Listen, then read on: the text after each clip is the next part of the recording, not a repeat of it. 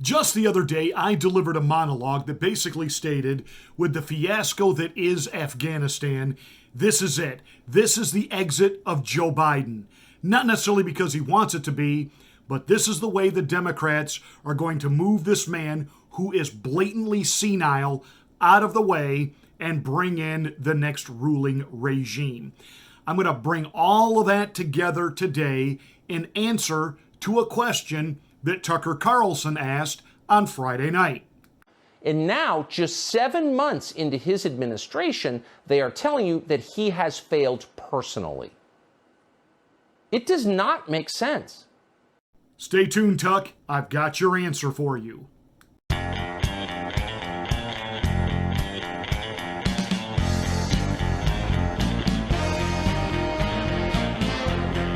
Friday night, Tucker Carlson took to the airwaves to ask the obvious question: what is going on with the Biden administration? Not Joe Biden. You know, he came right out swinging. I mean, he wasn't even warming up in batting practice. He was taking those high fastballs and he was launching them into the outfield by basically saying, look, anyone with an IQ above 5 can look at this president and know he is in serious mental decline. Duh. And that the people around him, in particular his family, they knew it, and they unleashed this guy on us anyway. I have been saying for months that Jill Biden and that dirtbag Hunter ought to be in jail for elder abuse. But then Tucker took it to this level. Why is it now that key members of the Biden administration are coming out publicly and contradicting the president? Welcome to Tucker Carlson Tonight. Happy Friday. We've learned a lot in the past 5 days. Maybe the most important thing we've learned is that Joe Biden is not capable of running the country. Joe Biden is senile. Saying that out loud is not an attack on Biden. Any decent person feels sorry for him. You watch him gaze vacantly into the middle distance or stumble like a drunk man trying to cross an icy street as he careens through his prepared remarks. There's no joy in watching any of that. It could be any of us someday and probably will be. It's not Joe Biden's fault he can't think clearly. It's an indictment of the people around him. In the months before last November's election, Joe Biden's own family knew perfectly well that he was in profound cognitive decline. They were worried about it. They told other people they were worried about it, which is how we know. But they did nothing to stop Biden from running for president. All we can say for certain at this point is that Joe Biden will not be making any of the big decisions going forward. He's not capable of being the president in crisis. Some of Biden's most senior appointees are contradicting him in public. If you cover politics, it is shocking to see that. It's a violation of the first and most ruthlessly enforced rule in any White House, which is don't diminish the boss. But suddenly they're doing just that, and they're doing it openly. Just hours after Biden assured the country that things were fine in Afghanistan, Lloyd Austin, as defense secretary, described the situation in Afghanistan as a disaster. And then Austin repeated this for emphasis. And now, just 7 months into his administration, they are telling you that he has failed personally. It does not make sense. I've already answered this question, but I'm going to answer it again, and I'm going to offer some additional insight. There is a simple reason why they are doing this. It is time for Biden to go. Just like when it was time for Cuomo to go, that was it. See ya, sayonara, don't want to be ya. It was over. Didn't matter what he said, didn't matter what kind of speech he crafted. This was a guy who, on one hand, won an Emmy. And what was his Emmy for? Was he a great actor? And he sat there and did a press conference every day and, told whiny little reporters who were feeling a little insignificant and non-essential, then become essential. Go get a job in a grocery store. Then you'll be essential. Then you can leave your house. Sing Heil. The great Cuomo has spoken. This guy has been a womanizing thug his entire adult life. He's been given a pass. Why? Because it benefited the party bosses to have an attack dog like Andrew Cuomo around. The women all loved him when he was signing some of the most radical abortion laws into law. Basically, that in the state of New York, you can have an abortion right up to and during the birthing process. And he got a standing ovation from women's groups across the state. They're not ovating right now, are they? No, because we find out that all along, this so-called sensitive to the needs of women dude is really a sexual predator. He killed 15,000 senior adults in his state with his policy during the pandemic. He's going to get a pass on that, but he's out over sexism. Now, why is that? Because the party bosses decided they were done with their useful idiot. And at some point, Dr. Fauci, I'm looking at you, these same people are going to make that same decision about you. There are senators right now that are running on the platform of help us defend and protect Dr. Fauci. That's a losing strategy, because I'm telling you, the party bosses eventually, they want to get the American attention off of all of this stuff and onto some good things. And so, Fauci, you were the one that pimped yourself and put yourself out there on every 2-watt radio station and any public access cable host who had a TV show. You are all over on blogs and vlogs and YouTube stuff and everywhere. You are a complete and total media whore. And America's about sick of you. And the people that are continuing to cover for you, they're about sick of you as well. And pay attention to what happened to Cuomo. You're going to go too. But before that happens, Biden's going to go. Bye, bye, bye, bye, bye, bye.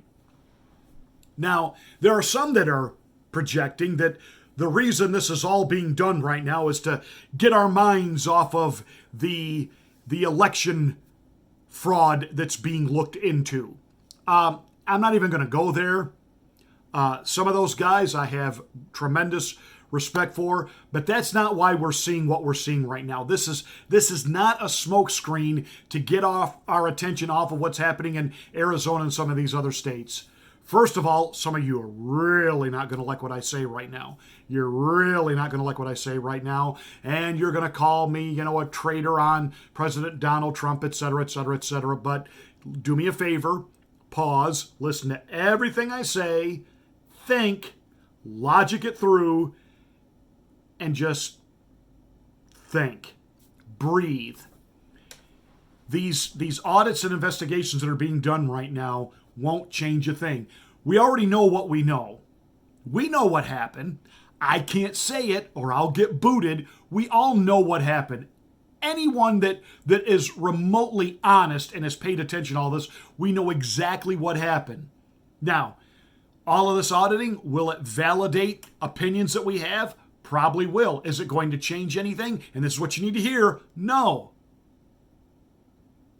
Not right now.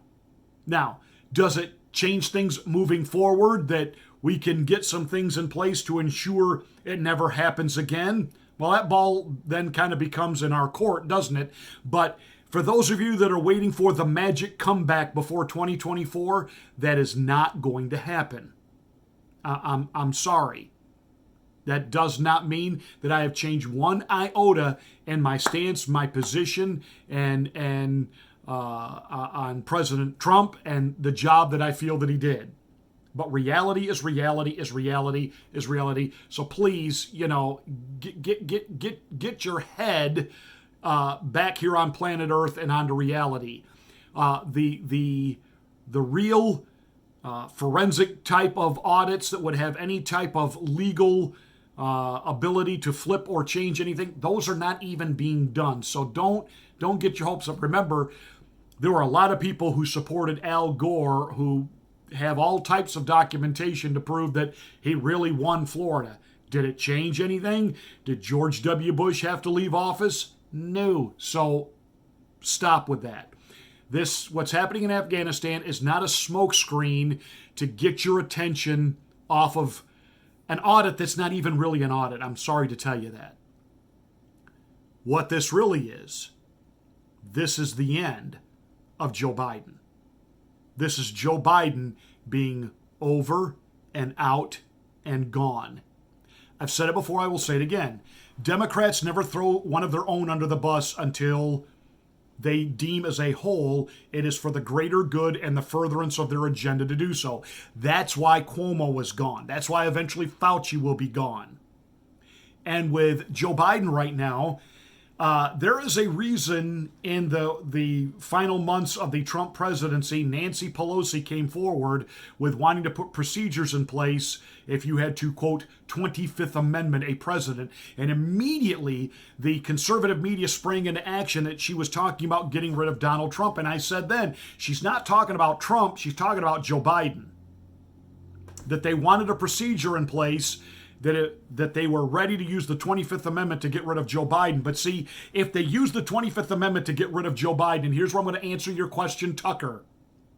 If they use the 25th Amendment to get rid of Joe Biden, then they have to acknowledge, they have to admit that he is in mental decline, and they are not going to do that, because if they admit he is in mental decline, they will then have to admit that they knew from the very beginning during the campaign of last year that he was in mental decline and was never actually up to being able to be the president. That is a fraud on top of everything else about last year's election.